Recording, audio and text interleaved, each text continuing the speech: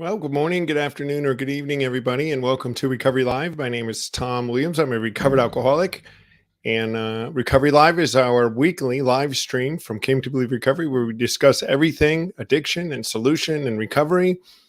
We got a couple of great guests on today, but before I bring them on, I want to let you know um, some news today in the UK as we speak. We have a retreat starting in Hertz. So there's a Came to Believe retreat. As some of you know, if you're following us, we do retreats in the UK and in the United States. And today is one of the ones we're running in the UK. So we want to wish them luck. One of them may log in and be watching us on the show today. We'll see. And we are really, really pleased with the sign up for our Nevada City retreat, which is in 4 weeks, May 5th through 7th. It might even be like 3 weeks now, but I think it's 4. 5th through 7th in Nevada City, California. We had just a quick registration, and then we have a bunch of people behind the scenes. So we're just so excited about how it's catching on in the California area, and that's around Sacramento. This message that the steps can be done in a weekend. It's the way they were doing it back at the beginning. It still could be done today. It could be the solution for you.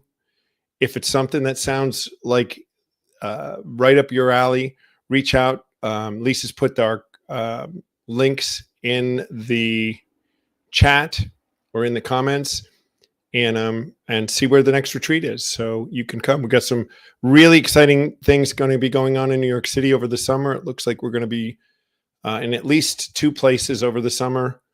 One commuter retreat and one retreat out in the Bronx. So just so exciting, along with some more things in California in the San Jose, San Francisco area. So anyway, keep tuned in to what we're doing, and we'd love to see you at one of the retreats. So today I have 2 guests on, and we're going to talk about homelessness in really the whole country, but specifically New York and in California in the San Jose area. We have 2 people that are from those areas. We're going to talk about addiction and the myths and the realities and everything that people think and don't think about homelessness and people in shelters and all of this stuff. We'd love for your questions and comments. We'd love for you to let us know what you think about this. We'll put them on. I know they'll field the questions as they can. But without further ado, I'd love to bring on Josiah Haken. He is the CEO of City Relief in New York. How you doing, Josiah? Doing good, man. So good to be here. Yeah. So Josiah is a Jersey boy like I am. So we actually aren't that far apart. We're here within an hour of each other. And living the dream in New Jersey today, folks, because it's like 85 degrees. That's a fact. It's beautiful out. Yeah. It's unusual for New Jersey this time of year to be 85, but we'll take it, right, on a Friday. And I'd like to welcome now from the House of Grace, which is part of CityTeam in California, Melody Alvarado. Hi, everyone. Hi, Melody. Glad to be here today. We do not have 85-degree weather, FYI. So that's we love. This is we're not jealous of California today anyway. Every other day of the year, yes. Just today, we're good. So as we get started, why don't you guys just give us a quick introduction of who you are and what you do, and then we'll go into our conversation. Melody, why don't you guys? We'll go ladies first. Sure. Yeah, I'm Melody. I work with CityTeam. I've been with CityTeam for about 18 years, working with women who are pregnant, basically women and children. I've been working, we have 5 different homes where we serve women of a wide variety, primarily women with addiction. And so, yeah, I love what I do. I'm excited that we get to be a part of this and been able to send our women through, men and women through the Came to Believe program. So, yeah. Thanks, Melody. And Josiah? Yeah, so I'm in charge of an organization called City Relief. And so we are a mobile outreach program. We take retrofitted school buses and vans and shuttles into different areas of the New York City metro area. That also includes, in our world, Newark, New Jersey, and Paterson, New Jersey, to set up pop-up events where guests who are experiencing homelessness for whatever reason can access a free meal, friendship, new socks, toiletries, care coordination, connection to services. So in a nutshell, I tell people we throw parties and we're kind of like the Priceline or the Expedia of the homeless services world. We don't have any brick and mortar beds or shelters or apartments, but we try to help our guests find the best rate possible. So that's how we operate. And we have a lot of fun doing it. And I was introduced to City Relief. Well, being in New Jersey, I've heard of City Relief, and I have a couple of my friends and actually volunteers for Came to Believe, volunteer for City Relief as one of the things that they do. And guys, I'm actually going next Friday to volunteer for City Relief. Me and Donna are going to go do it, and we're also going to come and attend their gala fundraiser. We really want to support them in what they do in New York City. I'd come to your gala too, Melody, if you guys had one in California. That flight to California would be very stressful. We'll keep you posted. Keep you posted. So you guys work with a little bit separate part of the population. You know, Melody, you work with them once they've come into the shelter and they've taken a step where they're not on the street anymore. And Josiah, all of your people are on the street still, right? For the most, I mean, they're on the street when we meet them. But I mean, the thing about shelters, at least in New York, is that it's usually just that it's a bed. Like, so shelters in New York City's landscape is you check in at 4 or 5 p.m. and then you're out at 6 a.m. And you don't have anything to do during the day unless you're going to work or whatever. But like, so a lot of the people that we serve may or may not have a bed to sleep in. But they are still not stabilized and they're still not moving like forward in terms of their own housing. But we do see a lot of street homeless individuals, people who have either tried the shelter system and found it very wanting, or people who are not aware of which shelters are available to them. So we get a mix of both, but when we meet people, we're always outside and we're always in the street. And Melody, all of your people are, and I've been at the facility, they have beds, they have kitchens. It's a different level, right? Yeah, the portion that I work in is the program itself, but we also have ventured out. We have our shower truck that serves the homeless community, which is that point of contact where, we're establishing relationship and looking at how do we help these women and men, actually change their lives. So we do have different levels of engagement, but the primary focus that I love to do is be able to take that person once they've been in our home, be able to love them and encourage them and help them overcome every little battle and struggle that they face, because homelessness and addiction and all of that, it's getting housing is not gonna save someone's life. It's all that goes around them to help them, establish and take steps to freedom. So, but yeah, I get to do the aftercare of what Josiah does. Right. So we'll talk a minute about this sheltered homeless idea, which is what I learned about when I saw you, Josiah, at that event in New York City, which I had no idea that New York City has a huge population of sheltered homeless. Actually, most of the homeless are sheltered, but they're in the sheltered like you're talking about, right? Yeah, exactly. So and this is a common misconception that people have around shelter and homelessness in general, and that's that we kind of tend to measure homelessness by the lowest bar possible, the lowest common denominator. So if we can just get someone out of sight and off the street, somehow sometimes people think that we've succeeded in addressing that person's homelessness, which is nonsense. But in New York City, the thing that makes it unique is it is a right to shelter city. So yeah, so while in LA and California and where Melody is, I know like it's like the inverse. It's like the reverse. The percentage of people who are in the street relative to the people who are in shelters is exactly flipped. So we have around, like in LA and New York, have similar numbers of homelessness. Like overall, there's like 60 to 90,000, depending on how you count. But in the percentages of, in New York, 70,000 are sheltered, like 5 to 10,000 are in the street. Whereas in California, my understanding is it's the reverse. You have the vast majority of people are outside rather than inside. But again, what that does create, though, I would argue, is the misconception that New York City somehow doesn't have a homelessness problem. Just because, like, it's actually much, much worse. Sometimes the wound that you can't see is the one that kills you, rather than the wound that you can see and you can treat. So there's a lot of issues that go on in terms of sheltering people and seeing that as like, oh, we've succeeded in addressing homelessness. Meanwhile, people are languishing in basically warehouses for years and years and years, which is not acceptable.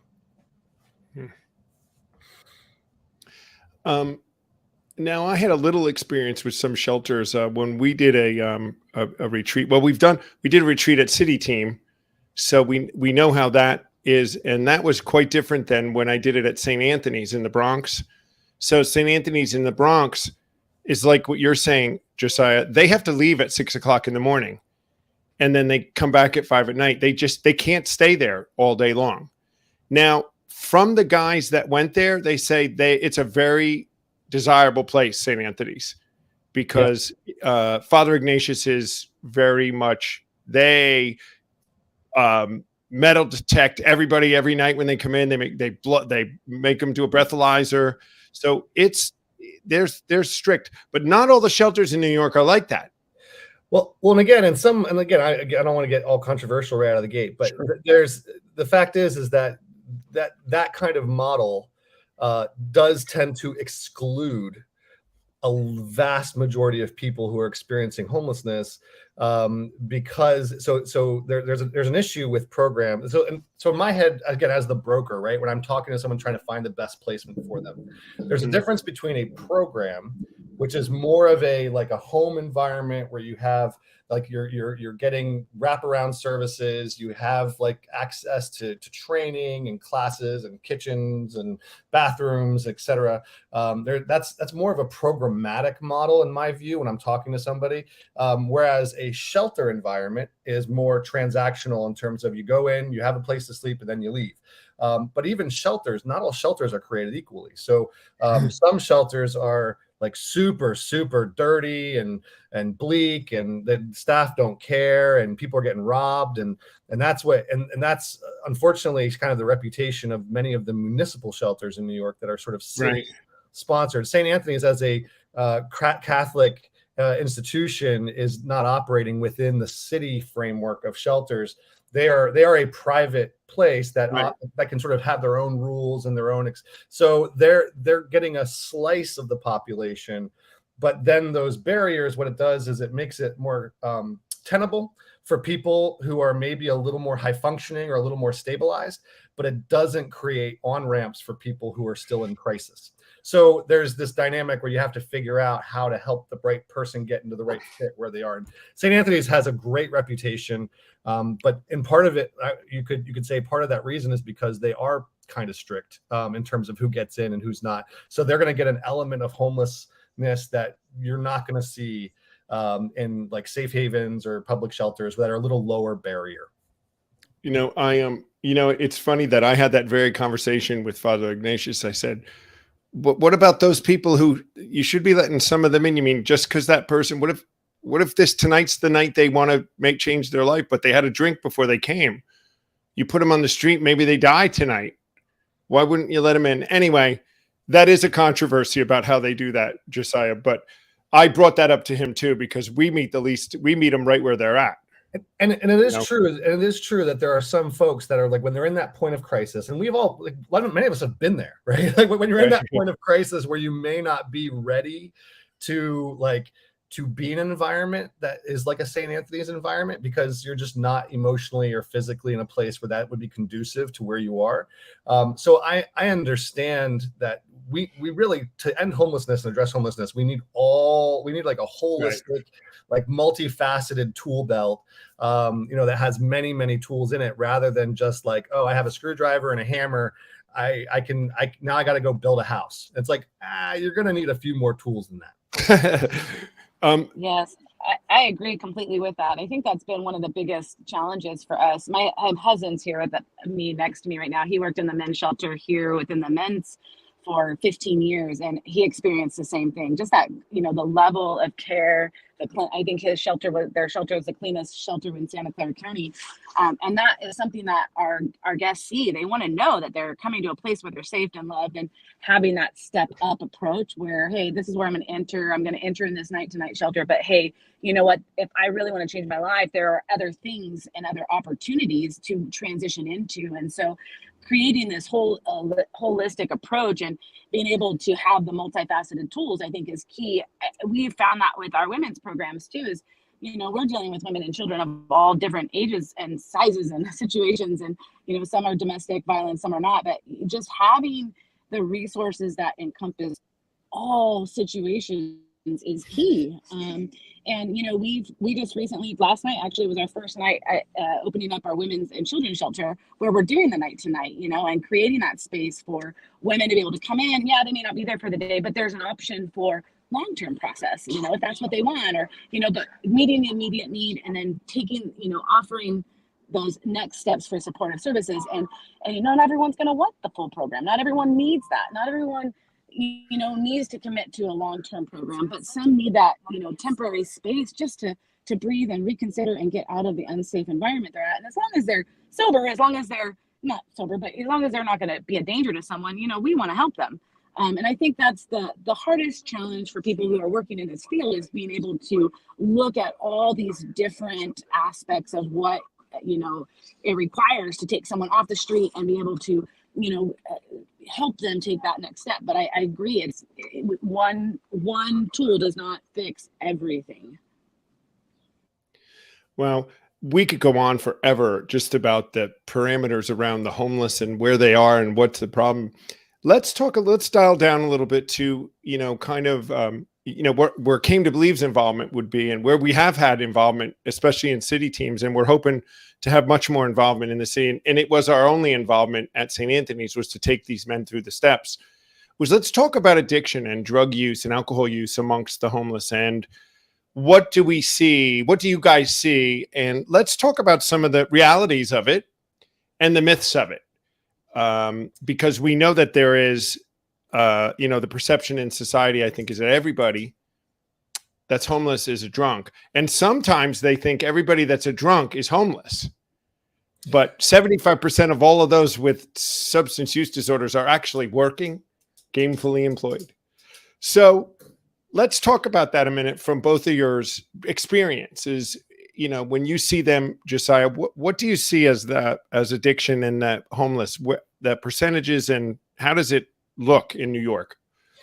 Yeah, my first observation would be that I believe addiction follows homelessness as much as homelessness follows addiction. Meaning, I really don't, the stigma out there that homeless people are homeless because they must have had an addiction that led them to homelessness, to me is not supported by my 13 years of experience working in the streets.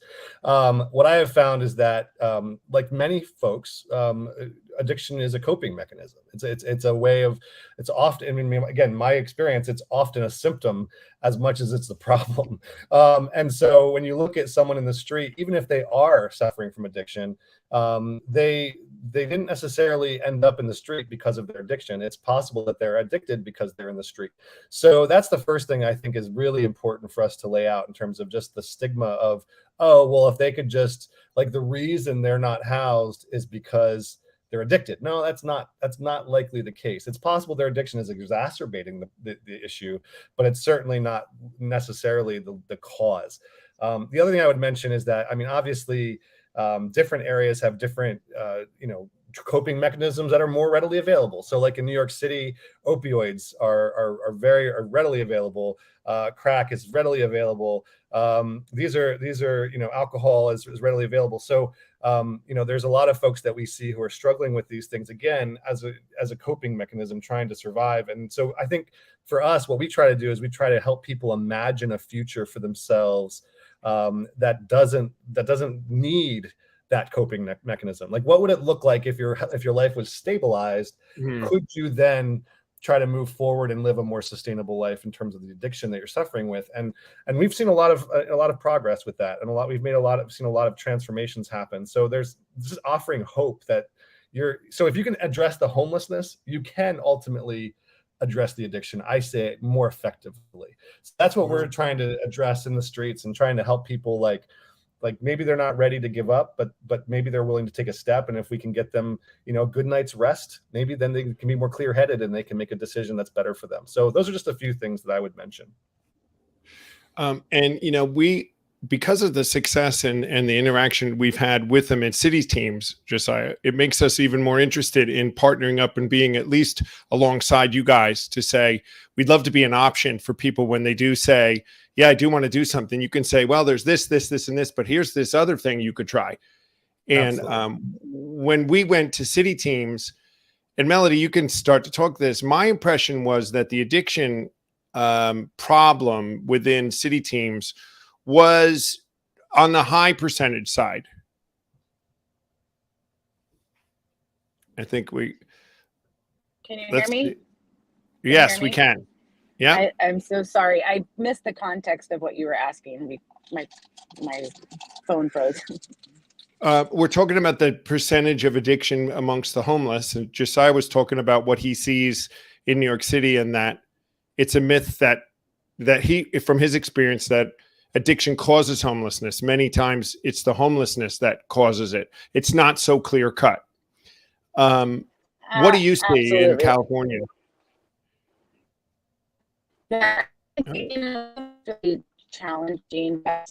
The amount of coming through our program that are coming from addicted families who the parent was an addict, and so they end up on the street, or they've faced major traumas, and the trauma the parents have given them started them in their addiction. And I think that's the thing that just breaks my heart, in terms of seeing the level of brokenness that's in our society, whether they're housed or unhoused. And I think I agree with Josiah that homelessness is not a cause of addiction solely. It's a multifaceted process of, we see people from all different walks of life and all different types of situations that either homelessness causes addiction, or addiction is cause to homelessness. So I think it's just a mixed dynamic. It's all around. No one has the same story. And once you get to know someone's story, you fall in love with them. It's like, I see these women and I'm like, how did you walk through this? How did you, how are you standing in front of me and being able to get to where you're at? And I think it's same with the men, the things that these men and women have been through. It's horrendous. I know my own journey was really hard, and I look at that and I'm like, oh, okay.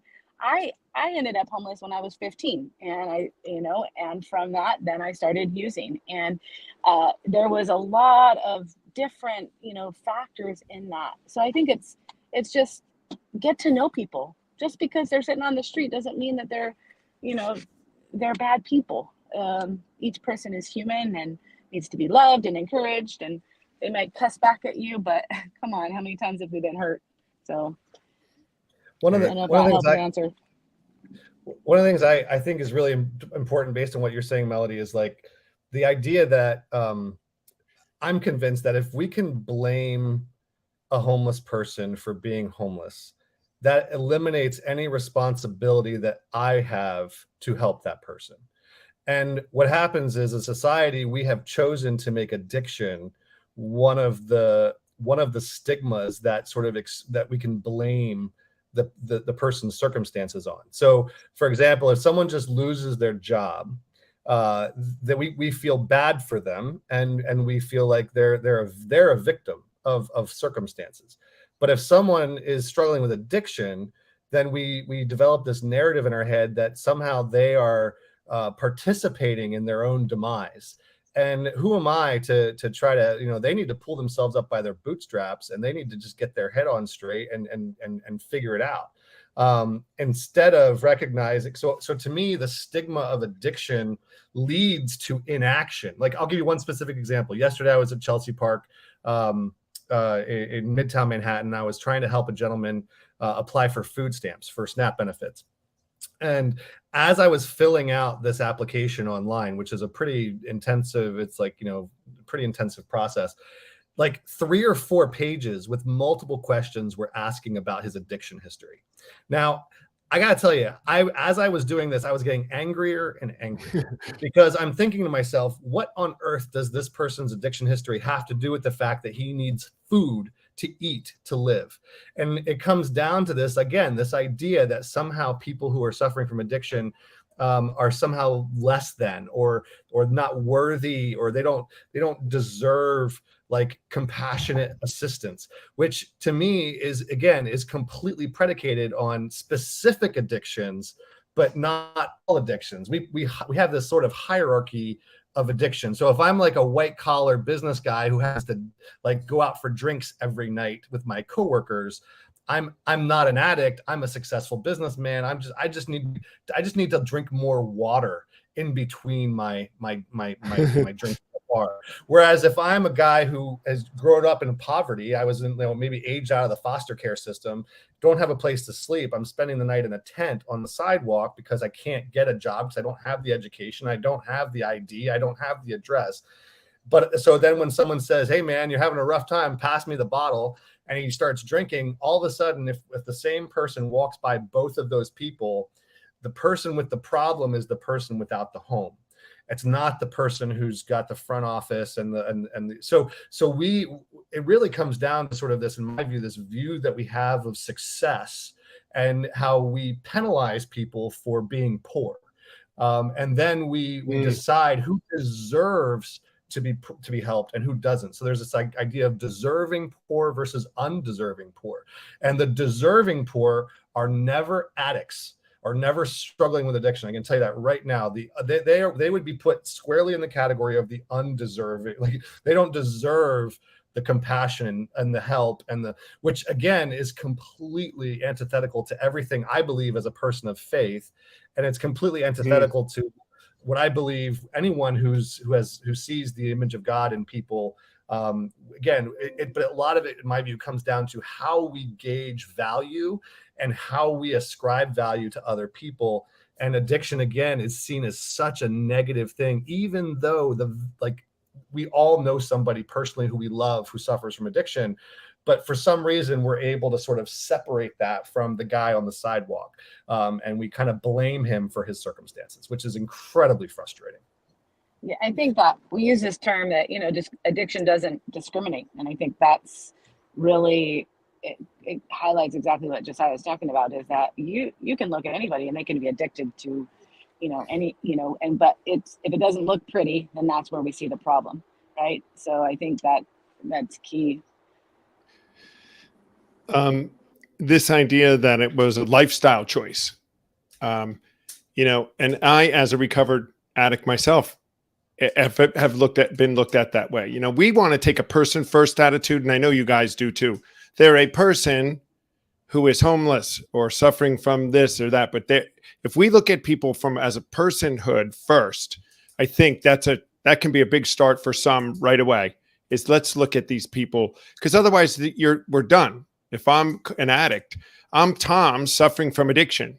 Oh, well, that's fixable. But if you're an addict, it's an identity, right? And I tell you this, I was telling somebody a story yesterday.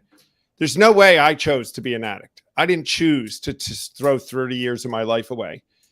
When I took that first drink, yes, I wanted to have that drink, but I had no idea what it was going to do to me. And when that switch flipped, it's one of my biggest frustrations. What you're talking about, Josiah, is that preconceived category that we're put in by people that don't understand that there's levels of people who get care, and that it was our fault and we had something to say. Yes, we make some bad decisions along the way, but so does everybody else. It doesn't mean that we shouldn't have access and shouldn't be seen differently. We could go all on this. And this is one of these things, I think you and I were talking all about this when we met for coffee that day. It frustrates both of us looking at that. And I know it does you too, Melody, because we work with this population of really funny, smart, potentially awesome people, right? And some of them have better integrity I've met than some of the others that I've met that have, they give you the shirt off their back, and the billionaires I know won't. So, and not that they're bad, but it's really, really frustrating dealing with that. Real quick, I want to share this. One of my favorite quotes is by a guy named Father Gregory Boyle, who he writes, "Here's what we seek: a compassion that can stand in awe at what the poor have to carry, rather than stand in judgment at how they carry it." And to me, that sums up everything. So like when I met a guy named Malik, who had been drinking since he was 13 years old, and he was 47 when I met him, and he was asking to get help getting into detox, like I found out the reason he started drinking in the first place was because his mom was dating a guy who was beating the crap out of her and beating the crap out of Malik. And ultimately, because of the trauma she experienced, she ended up kicking her son out and keeping Malik keeping her, the boyfriend, in the apartment. So Malik got kicked out at the age of 13 because the boyfriend said, "You need to choose me or him," because as Malik got bigger, he started hitting back, and boyfriend bully guy doesn't like getting hit back. And so he told his girlfriend to choose, and she chose the boyfriend. So Malik ended up on the street.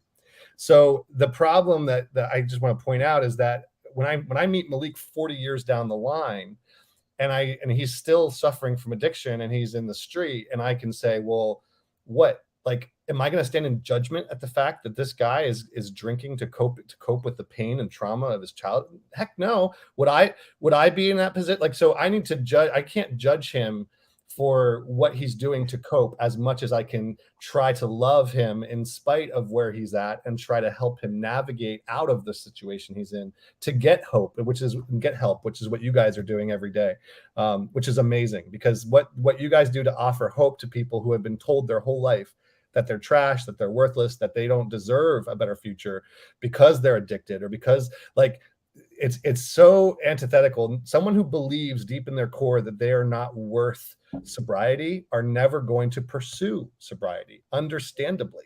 And so giving people the value of saying, no, you deserve a better life. I don't care what your mom said. I don't care what your mom's boyfriend said. I don't care what society tells you about you, how you're coping with your addiction. I don't care about your productivity in the job market. You have intrinsic value as a human being. And I am going to offer that and ascribe that to you, because I believe that's the only way that person's going to have a chance at experiencing a better life.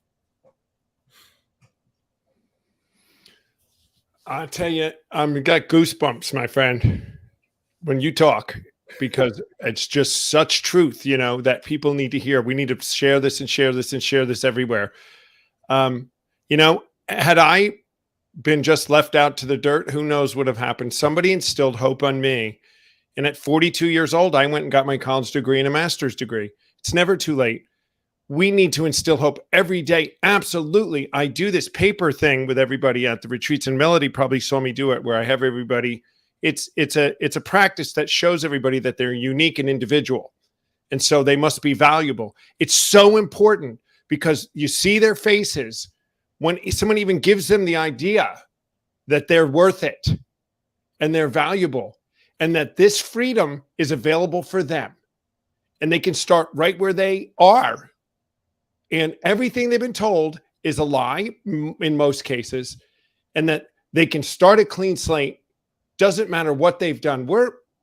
And watching transformations and watching just that bit of hope can launch people into a recovery they had no idea they could even have, right? So it is so important that we do that, and that everyone understands what goes on. So what do you think? Let's talk a minute about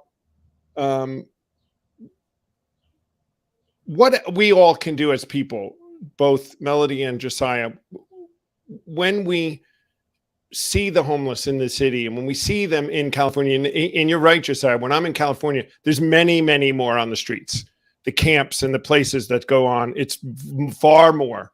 New York City, it is not so much. Do you see them on the street? But I do see them on the street. And I have to be honest, you battle that little bit of want to walk the other way from them. I know better. But what's your advice to someone, anybody listening here, about how to treat someone who they just come upon, or that asks them for money or asks them for something? I feel like I've been talking a lot. I want to hear what Melody has to say, 'cause she wants to talk about this. Yeah, this is, I think, just such a, I think all of us have that same innate feeling that you were talking about, Thomas. What do I do?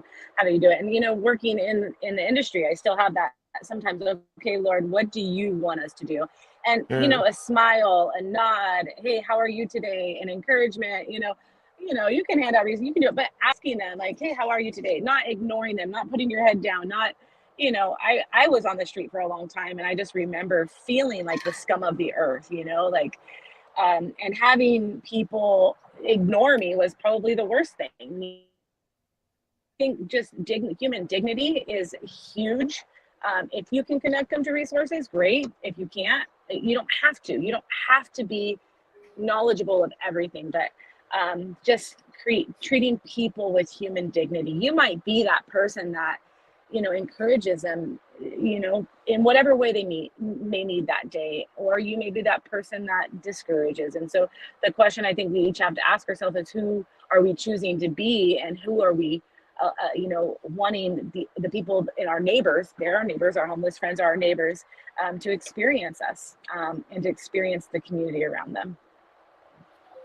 Yeah, I love that, Melody. I really think, just so yes and amen to that. I think that part of the problem for many people is that the scope of the issue is so large, and that we, I think, as you know, private citizens or people just going about our day, like, we think that we can't do anything to help. We think that a smile or a nod or a cup of coffee or a dollar, or like, we think that's like it's like shooting a BB gun at a freight train. Like, it's just not going to make a difference. And so we end up minimizing the impact of those kinds of gestures. When in reality, if taken on mass, the experience that our homeless neighbors are getting from the vast majority of people who are walking by them is not neutral. It's negative. It's disgust. It's so like, and so if you think about like that flame of hope, and like that, like it's getting snuffed out every single day by so many people who are choosing not just to ignore people, but actually look at them with condescension and judgment. And so just a smile, just an acknowledgement is not just anything. A smile and an acknowledgement, a hello, again, and it can literally be life-giving. It can be CPR to someone who is suffocating under the weight of just judgment and shame. And so I would just say that don't minimize the power of little things. Little things do make a huge difference. I've talked to hundreds and hundreds of people who are experiencing homelessness, who have told me a story after story of a child that came by with a granola bar and smiled at them and gave them granola bar. And they said that they were contemplating suicide before that child walked up to them and gave them that granola bar. You have no clue what just simple acts of kindness can do for somebody who is in crisis, who is struggling, and who is invisible, and who has been looked down upon. And I've seen this over and over again. So the other thing is, I would encourage people to research where the services are and how people can access those services. Because this is another problem we have in this country, is we have all of these services, all these random programs that are all operating in silos. And like, you go to one at one time, you go to the other at the other time. And so like, it's so difficult to navigate and find out, like, what the heck, how do I even get help? And so I would say the more you can educate yourself on the process, like if you meet someone who says, I want to get inside, well, what do you tell them? Like, now you don't lead with that. You don't have to walk up to someone and be like, you need to get inside. Like, that's not like, but meeting them where they are. I describe it sort of like knocking on someone's door, right? So like if someone comes to come to my house and they want my attention, want to sell me something, or they want to make a delivery, they have to knock on my door, and then I get the choice whether or not I open the door or not. I have that power because I have the power of a door. Our homeless friends don't have a door that they can like open or close based on how they're feeling, how much they've slept, how much they fought with their partner, whatever.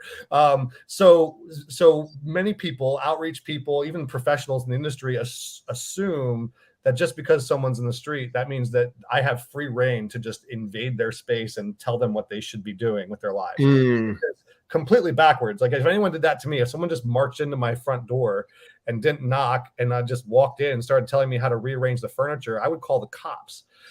So the difference is we have to figure out a way to knock on people's doors even when they have no doors. So trying to find a way to encourage people to build in that connection, that dignity of saying, acknowledge the person, smile, eye contact. How are you doing? That will, the person curses you out. There's nobody home. Just go to the next house. Like, all it is. Like, just pretend like you're a Bible or a vacuum salesman. Like, just a knock on the door. The person tells you to kick rocks. All right, well, this person's not home. I'll go to the next one and see if they can help. So I would just say, like, don't hold yourself to the standard of solving the person's problems, and don't treat the person the way that you wouldn't want to be treated if you were staying in your living room, laying down on the couch watching a football game. Acknowledge that they may not be up for talking right now. They deserve that dignity to be able to decide when and how they access help. So those are the couple things I would say. I would also say too many people make a big deal out of giving money to homeless folks. Especially in the faith community. I'm in the faith community, so I'm picking on us. I'm not trying to call them out, but there's this idea that if you give a couple dollars to a homeless person, somehow you're responsible for their OD. It's just stupid. Let's just relax. I get paid every 2 weeks by a nonprofit that's a Christian-based nonprofit, and I can guarantee you the board of directors is not auditing how I spend my money. I just get paid. And then if I choose to spend that money on ice cream and Reese's peanut butter cups and that's not very healthy. So I just say, like, just relax. If you want to give someone a couple dollars and do it, just do it, and don't sweat it too much. You're overthinking it. If you're like, oh my gosh, what are they going to use the money for? What do you use all your money for? Just breathe. It's okay. If that's something you want to. Now, if you don't want to give money, that's fine too. Don't give money. Guess what? It's your money. You can choose to do it or not do it. That's totally up to you. So either way, I would say we all just need to chill out and relax a little bit and recognize that these are humans, and we can treat them just like humans, like we meet at the grocery store, rather than the human who's sitting on the sidewalk. Amen. I agree with that. That is amazing. I love what Josiah, what you were saying about the resources. I think one of the things that it's really helpful is having those spaces where those resources that you can easily pass on when the time comes. Like, this card in my car, I have a stack of them, and sometimes I'll hand them out with money, and sometimes I won't. Sometimes I'll hand them, my kids' lunch. So I'm going to do it. But I think it's important, if you're going to do it, just have it ready. We each can figure out in our own communities what's available. And CityTeam is not the only resource that we have here. And so being able to connect the other resources for people is important. Give them, and we call it meeting the immediate need, and then also providing solutions for the long term. So, I think that's a really good point for people to understand, is that you don't have to worry about solving the whole problem. And because you can't solve the whole problem does not mean you can't help. You just have no idea what that one word would say. And, we all have to be honest. How many of us out there are happy to go to the grocery store and make fun chat with the checkout person and blow sunshine and have a great time, but that we won't do it with the guy on the corner? And it's not fair. We need to change our attitude. I love that. How are you today? How are you having a good day? Can be enough. You don't have to do any more than that.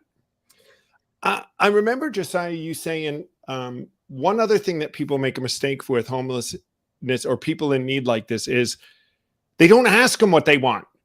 They assume something. And some people may not want money. They might want something to eat. They may want a shelter. Like, isn't that true that we need to be don't assume, like you're saying, just because they are, that you get to decide what they need. Ask them. Yeah, it's that simple. I mean, but again, this is where I think the stigma of homelessness gets in our way, right? Like, so as a society, when we think about people in the street so differently, we put them in a box unto themselves. We don't understand how, and honestly, I feel part of it is because we're afraid to face the fact that that could be me. And so I think there's an element of fear of like when we see a homeless person, we see someone experiencing homelessness. We see someone who doesn't fit the narrative of our like success upward and to the right model of living. And so it confuses us. And so then we end up trying to either act strangely or weird. We get uncomfortable and we start offering things we should never offer. Like for example, I know a guy who was trying so hard to help someone, ended up inviting the guy into his apartment to take a shower on a regular basis. But like that was not a good move because the guy was not in a safe place, like mentally and emotionally. But the guy wanted so badly to help him that he ended up doing something with a guy on the street that he never would have done if he met this person at a bar or at the grocery store. So I like to tell people normal rules of social interaction apply. So like you start off small, start off with a yes or no. Hey, how you doing? It's the same thing with anybody. This is how we teach our kids to engage strangers. But like, again, as the relationship grows and boundaries are healthy in every relationship. So it's healthy to have boundaries, even with someone who's, in the street, not especially, but even with. So I agree completely that we need to acknowledge them as we would acknowledge the checkout person at a grocery store or whatever. And sometimes, and that, people were like, well, what if they ask me for money? Well, then you can say no. Like it's not like if someone in the street asks you for money, you have to empty your 401k into their their little cup there. It's not how it works. You can say no, and that's okay, and just focus on the relationship. And one of my passions right now and things that I'm trying to do, especially with Came to Believe Recovery, by reaching out to you at City Relief and reaching out to people at like the Phoenix and reaching out to the shelters like St. Anthony's and reaching in to CityTeam and some other places that we're reaching in California and connecting with everybody, because it's like you say, Josiah, I want to drop the silos. We need to be where we're all talking to each other. I met this group called the Phoenix, which you guys may or may not be aware of. And they run recovery programs like yoga classes and exercise classes and climbing gym stuff. And they have like dances and different things. Now, I didn't know about any of this stuff until I knew that this is options for people in recovery. You can go to a meeting, but maybe you want to go to a Phoenix event. Do any of the people that show up at the City Relief buses know that there's these types of options for life? And they're free. These programs, they're free, the Phoenix stuff. And it's, I know that, Josiah, you're on board with this, and I'm sure Melody is too, that we've got to find all these resources and use them the best we can together to help everybody where they're at to get recovered, get fixed from their homeless, get educated, get a job, fix it, whatever it is that they need. Let's get them the tool. And maybe the tool is the 12-step program that we present and quickly can give them an answer. It has been for many. It has been. But maybe it's not. Tom, this is an area where I love when we talked about this when we met for coffee, that I think is so important, which is I think sometimes people who have been able to find restoration, they've been able to find recovery. I think sometimes the problem happens when we assume that other people have to go through the same pathway we went through to get to that place. And I've seen this over and over again in shelters and rescue missions and programs where people who are working there who, again, best intentions, not even saying there's anything wrong with it's understandable. They experienced freedom in a powerful way, and that's beautiful. And now they want other people to experience it, which again is beautiful. The problem happens is when they assume that their way, to recovery and to the life that they have is the only way. And that creates a dynamic where you start trying to shove people into a round peg in a square hole. And you wonder why people are struggling with their recovery when they're in a context where they have no option. There's no individualized care. It's just, this is the way it works. This is how you get free. And if you try any other way, you're doing it wrong. And so I think having an idea of like multifaceted, and this is what I love about the program you guys are doing, in that it fits different modalities of recovery and context, so that people have choices to kind of like find their way for themselves based on their own personality, their own experience, their own trauma, their own et cetera. So, which I think is beautiful, because that's ultimately what we need, because really the government and a lot of faith institutions are trying to address homelessness and addiction with a one size fits all approach, which we know is part of the reason, at least, why over 100,000 people overdosed and died last year. Yes, fentanyl is a big problem, but the fact is the stigma of addiction, the stigma of what it means to get help and why you need to get help and how you need to get help in a very specific way, is not making space for more people to get the help they need, which is why, again, I just can't say enough about the work you guys are doing. I want to second that. I think one of the biggest things, we, just like Josiah was saying, we're a program, we've had a set process in place, but we've questioned that too. We know that one size does not fit all. And some people that need recovery can't commit to a long-term program. They need to be able to come in, they need to be able to work their steps. They need to be part of their family. They have high paying jobs, or they're, active in different situations. And so leaving their life behind to come into a program isn't realistic. It doesn't make sense. We need to continue on with our lives and still get the help. And, AHA is great. I think it's a great portion of it. I think everything that is available for recovering addicts is important, because, some people like me, I needed a long-term program. I needed that place to be able to build a life and learn how to do life skills. And for the person that already has life and knows how to manage it, they need to address whatever's causing them to use. And so having the Came to Believe process it's just been magnificent, even for us to be able to see and to be able to break down the barriers and break down the ideas that it has to be done in one certain way. I just continue to remember the woman that had gone through our program and had done the steps and the way that our program is designed to do it, and she walked through the Came to Believe process, and there was a piece that happened in that literally brought her eternal freedom that she didn't get through our process, and it was like so simple. In 5 minutes, we did the 4-step, and she, it uncovered something that changed her life. And she still just looks at me and cries. I was like, oh my God, I got to be a part of this. Oh my goodness, I got to hear this. I got to see this life transformation process. And, this last retreat, we had a woman that came in and she was able to share some of these poems that she wrote. And it actually changed her whole demeanor of who she is, and how, just so much shame and guilt that was just stripped off of her in this short little 2-day retreat that we had that changed her life. So I think it's just beautiful to see the way that the Came to Believe process is done. And I told you I don't believe you, I don't think it's going to happen, but it happened. And I was able to see it, and it works for some, and others are going to need different. They're going to need to dig in a little bit deeper in different areas. And there's that's why we have therapy. That's why we have counselors. That's why we have these other things that are going to take you into the core issues. But you can get your steps done in a weekend, or even 2 days. I would say 2 days. 1 day is a little short, but 2 days, I think you can do it. But it's pretty incredible to see what is done through this process, and to reach the homeless community and to say, hey, there is a chance for freedom from addiction. I mean, they might sound like me. Yeah, right, Tom. Yeah, right, sure.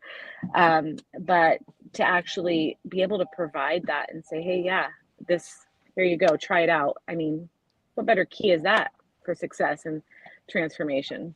I think, I know. And I have to say, I think we have it on film, Josiah, her saying it can't be done in a weekend. And we made sure we had it before we did it a year ago. And then I think we have her on film, saying Tom was right. I think it said something like that. Tom was right. It can be done. No, she's laughing. I'm kidding. I'm kidding. I can confess to nothing, Tom. She will neither confirm nor deny. Yeah. Yeah, So, but you have other blackmail material on me too, so I don't know. do if have we other should be- I have pictures that I could, yes, blackmail material. There's nothing bad, but there's that's our point, guys. We want to reach everybody where they're at and give them an opportunity. We tell them what we did, but we tell them you don't have to do it if you don't want to. It's but if you want to do it, we're going to show you a path that we took, and if it works for you, great. We don't want to tell that story any differently, but we don't tell you that that's the only thing that you have to do. We introduce people to a relationship, with God, with a God, but how he shows himself to you and how he works in your life, that's his business, not ours. So that's the beauty of what we do, is we meet people right where they're at and give them that shot. And you're right, we're for everything. You might need to go to therapy. You might need to go to see doctors. You might need to go be in a shelter for a long term. You might need to be in a hospital.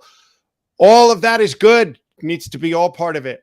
We just hope to get you to a place where you can do it. And we just want to be alongside, like we are with CityTeam now. And we want to be alongside with City Relief to say, we just want to be one of those tools. And then any other tools we find, let's all work together. So we have a toolbox instead of just one tool, right? Those all-in-one tools, they never work very well, right? You get them off the TV commercials. I love that, man. I love that because again, I think that's how, again, from my faith perspective, God meets all of us right where we are. And, there's a scripture in verse that says, like, while we were still sinners, Christ died for us. Like, we don't actually get ourselves together before we are accepted. We can belong Right. before we believe, which is counter to what a lot of people in some religious settings, seem to imply. So I think from an addiction standpoint, it's the same thing. If you're struggling with addiction, like, you have to understand that you already belong. You're all like, Right. even in your addiction, you are already accepted. You are already loved. You are already valuable. You don't have to get clean to have value. You already have value. Even if you never get clean the rest of your life, you still have value. And so starting from that place of value and then working your way forward, like, oh, wow, I actually have value. I don't need to live like this because I have value. It's not, I choose to live like this so I can have value. Right. It's the other way around. And so that's what I just love about the work that you all are doing. And just so inspiring, because it is going to take everyone is in a different place. One of my favorite quotes ever, I'm dropping quotes today apparently, but it's not all roads lead to God, but Jesus will meet you on whatever road you're on. And so whatever road you're on, like, just know that there's hope for you where you are, and that what you're experiencing today does not have to be what you experience the rest of your life. Amen. Hey, I love you your write a quotes, book, Josiah. Didn't you write a book, Josiah? You want to talk about what you've written for some people that want some more information? Sure. I wrote a book called Neighbors with No Doors, which is something I think is funny. Melody mentioned even the language earlier.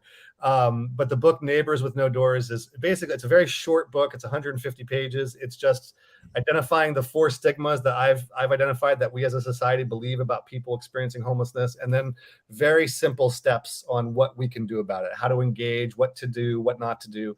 But again, I wrote it for the layman. I wrote it for people who are just trying to figure out, what can I do as a first step. It's not a thesis. It's not like this dissertation of like depth. It's a very accessible, very readable book for anybody, but with the goal of destigmatizing homelessness and empowering average people to, or empowering ordinary people to do extraordinary things. Well, there's a mic drop. Well, I want to thank you guys. And you guys, there's a link to the book on Amazon in our chat and our comments, and we'd be sure to send it to you if you send us a comment if you don't get it, and make sure that you have it. If you're in the California area and you need any of the services of CityTeam, reach out to us. We'll be sure to connect you with Melody if you need it. If you're in the New York area and you want to help out with Josiah and you want to get through us, we'll get you hooked up with City Relief if we can. Anybody in City Relief that's listening, people out there in New York City that need our help, let us know. I want to thank you two guys so much for coming on. I have so much respect for you guys and what you do. You guys are in the trenches. We're all in the trenches at some level. We're doing some really great work out there, and making sure everybody knows about it and knows really about it is so important. So I hope you guys would be willing to come back on again and talk. We'll have you back on soon, but thanks for coming.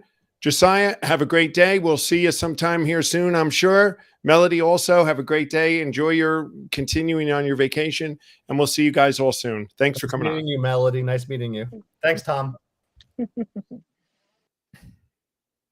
All right, everybody. Thanks for coming on Recovery Live. That was an awesome event. I could have kept that going for another hour or two. But we'll see you again next week here on Recovery Live. Remember, guys, in May, we're going to switch to Tuesdays at 1 p.m. Eastern, 10 a.m. Pacific. So that's in May. We're going to be switching to Tuesdays. But right now, we'll see you next Friday, and have a great weekend.